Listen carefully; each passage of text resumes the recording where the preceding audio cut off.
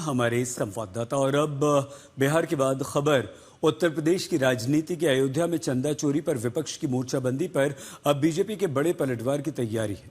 आज उत्तर प्रदेश के मुख्यमंत्री योगी आदित्यनाथ ने इफ्तार पर अखिलेश यादव को घेरा, तो समाजवादी पार्टी के धर्म से जुड़े पुराने चैप्टर पर अब बीजेपी उसे फिर से खंगाल रही है।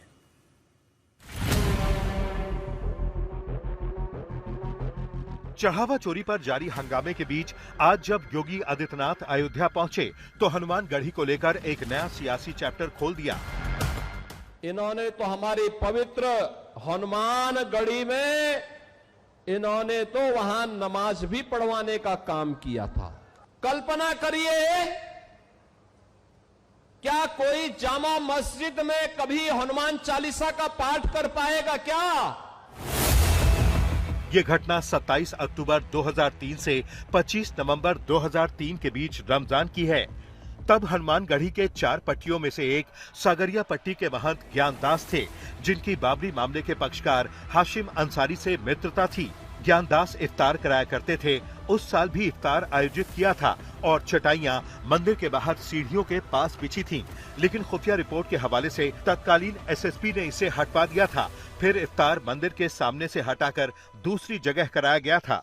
अयोध्या कांड को समाजवादी पार्टी आस्था पर चोट का मुद्दा बना रही है और खुद को सॉफ्ट हिंदुत्व के रास्ते पर ले जाते हुए सनातन की समाजवादी परिभाषा तक गढ़ रही है। लेकिन सच ये है कि सनातन धर्म ही समाजवाद है। जो सनातन है वही समाजवादी है।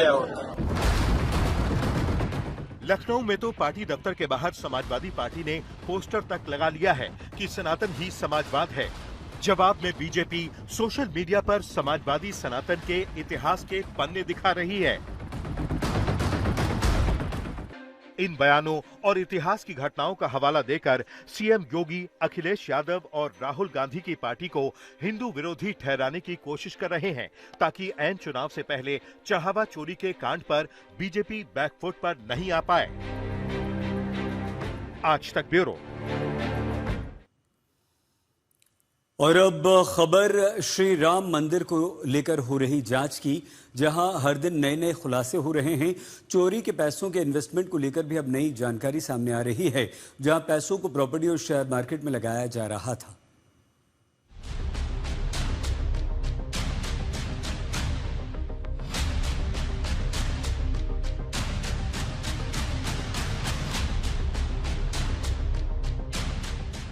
राम मंदिर में भक्तों के चढ़ावे का चोरों ने बिजनेस चला रखा था। राम मंदिर से चुराई गई रकम का शेयर बाजार में निवेश हो रहा था।